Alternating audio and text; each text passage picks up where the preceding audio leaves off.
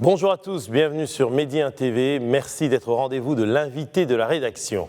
Alors, le 22 mars dernier, à l'occasion de la Journée mondiale de l'eau, l'ONU a présenté son rapport mondial sur la mise en valeur des ressources en eau pour l'année 2019, intitulé « Ne laissez personne de côté ». Bilan, plus de 2 milliards de personnes vivent dans des pays qui sont soumis donc au stress hydrique élevé, notamment le Maroc n'est pas dans la zone rouge, à l'inverse d'autres pays maghrébins ou arabes comme l'Algérie, la Tunisie, l'Égypte, le Liban ou encore l'Arabie Saoudite qui enregistrent un taux de stress hydrique de plus de 70%. Le niveau de stress hydrique que subit par le Maroc est compris entre 25 et 70%. La région arabe est la plus touchée par le stress hydrique au monde. Et alors le rapport, justement, il mentionne aussi que les ressources hydriques, les ressources renouvelables, s'élèvent simplement à 736 mètres cubes par tête dans cette zone, justement, du monde arabe. Alors ça, et puis au niveau mondial, la pénurie d'eau, à l'échelle, justement, des individus, s'intensifie, notamment en fonction de la croissance démographique et puis aussi des changements climatiques. Alors pour en parler, nous sommes en duplex depuis notre studio de Rabat avec Madame Ouria Tazi Sadek, qui est présidente de l'Alliance marocaine pour l'eau. Bonjour Madame et merci d'avoir accepté de répondre à nos questions. Première question d'abord, par rapport à ce rapport de l'ONU donc, qui est sorti il y a quelques jours. Est-ce que vous le trouvez alarmiste, ce rapport de l'ONU ? Ce rapport a été présenté au Conseil des droits de l'homme de Genève. Et la symbolique n'est pas inutile à relever parce que d'ailleurs dans le rapport, il y a tout un chapitre sur le fait que l'eau est un droit fondamental. Il est un droit fondamental parce qu'il a été reconnu par la résolution des Nations Unies de 2010. Il y a un mouvement de constitutionnalisation de ce droit de par le monde. Et puis, au Maroc, l'article 31 de la Constitution de 2011 consacre ce droit en même temps que le droit à l'environnement et au développement durable. C'est dire que lorsque ce rapport fait le lien entre l'eau et ce qu'il ne faut pas laisser de côté, c'est qu'il met l'accent et il zoome davantage sur la partie inégalité, c'est-à-dire sur ceux qui n'ont pas accès à cette eau. Alors, est-ce qu'il est alarmiste ? Je pense que les personnes qui travaillent sur ce sujet ne sont pas surpris par le contenu de ce rapport. Ce sont des chiffres que nous connaissons déjà. Les acteurs de l'eau et du développement durable sont habitués à ces chiffres qu'on répète. Le problème, il est de l'autre côté, c'est de voir comment on va responsabiliser ce qu'on appelle le tout le monde par rapport à cette ressource qui, au Maroc en tout cas, vient du ciel et qui sera, si vous voulez, impactée par le changement climatique parce que, comme le mentionne ce rapport, il y a forcément une augmentation de l'offre du fait de la démographie, du fait des déplacements de population, du fait de l'urbanisation et de la littoralisation, et aussi du fait des modes de consommation. Donc, si vous voulez, alarmiste, il est réaliste, surtout.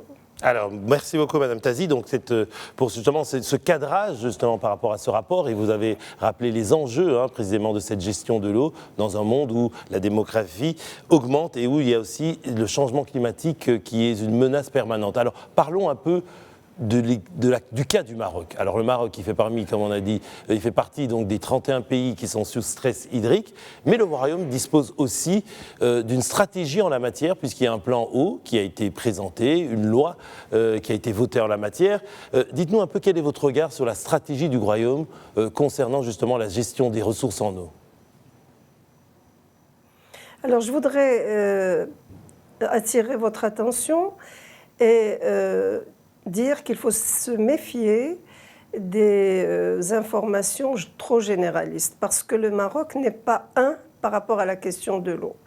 Nous avons les 2/3 de la ressource qui se trouve dans 3 bassins hydrographiques et le tiers qui est partagé entre tous les autres bassins hydrographiques. Donc nous avons des régions de suffisance en eau et nous avons des régions où le problème se pose réellement. Et donc la stratégie nationale de l'eau et la révision de la loi 1095 ont apporté ensemble des éléments importants justement pour prendre en considération les réalités par bassin hydrographique et apporter des solutions en fonction des besoins et en fonction de la réalité géographique. Alors, je m'explique. D'abord, on a compris que, par exemple, dans les régions du Sud, où, si vous voulez, il pleut pratiquement pas du tout ou très peu, le Maroc s'oriente vers le dessalement de l'eau de mer. Le dessalement de l'eau de mer pourrait aussi venir en appoint, par exemple, dans une grande région comme la région Casablanca-Stade, parce que l'eau de Casablanca de Stade vient d'abord de loin, et puis l'augmentation de la population se fait devant nos yeux, mais aussi les modes de consommation. Donc tout ce que rappelle ce rapport. Alors ce qui est aussi important de savoir, c'est que d'abord le Maroc, malgré tout, a réussi l'accès à l'eau en milieu urbain. Le rapport place le chiffre à 96% de la population urbaine qui a de l'eau. Mais moi, je voudrais ajouter un élément, c'est de dire que c'est un accès à l'eau pérenne et en continu. Nous n'avons pas d'interruption de l'eau au robinet dans les villes marocaines, sinon par période particulière, en temps de sécheresse, on a eu des exemples ici et là. Le problème sur le plan de l'accès à l'eau s'est posé au milieu rural. En 1994, l'accès à l'eau était de 14%.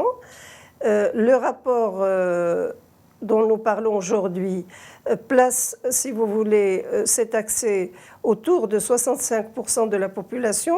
L'ONU nous donne un chiffre différent qui avoisine les 90%.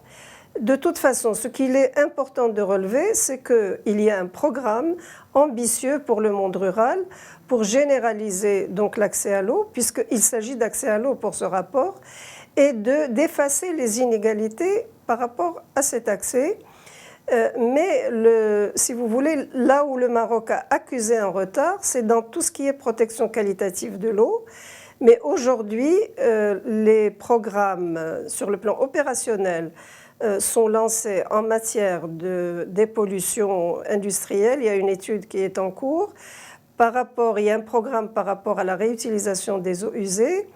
Et puis, il y a aussi, si vous voulez, tout un travail par rapport à tout ce qui est pré-traitement avec des stations de traitement, etc. Quelles seraient les recommandations de votre coalition en termes d'architecture et de gouvernance de cette gestion de l'eau pour le Royaume ?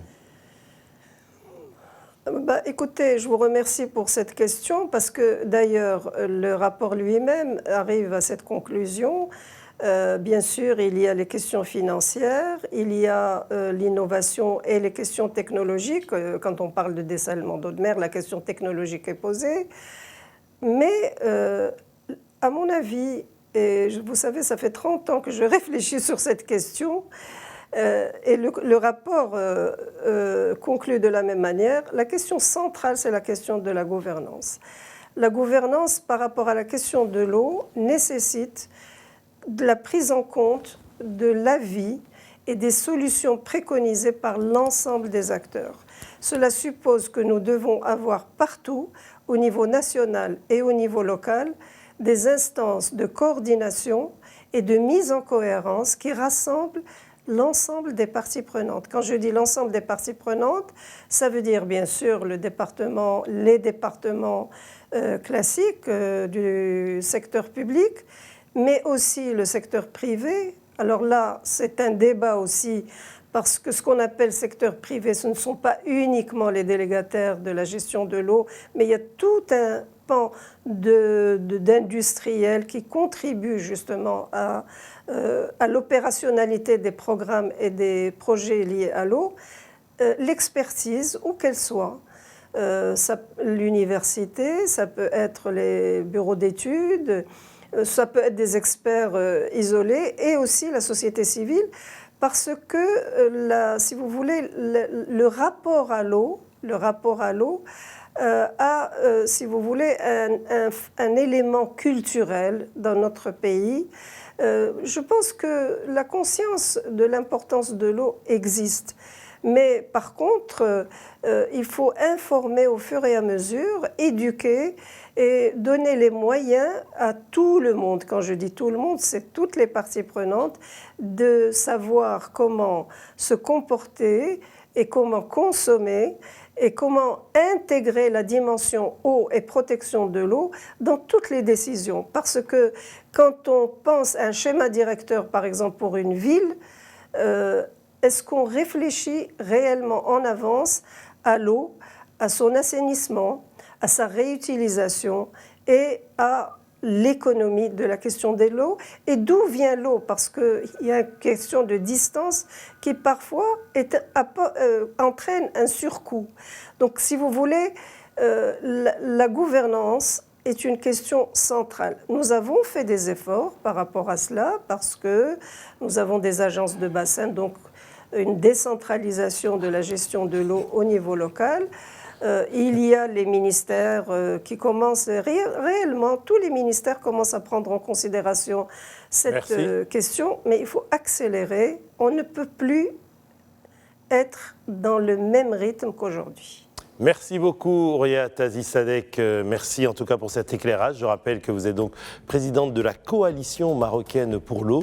Et merci à vous aussi, chers téléspectateurs, pour votre fidélité à Medi 1 TV Afrique. Bonne suite de programme sur votre chaîne. Au revoir.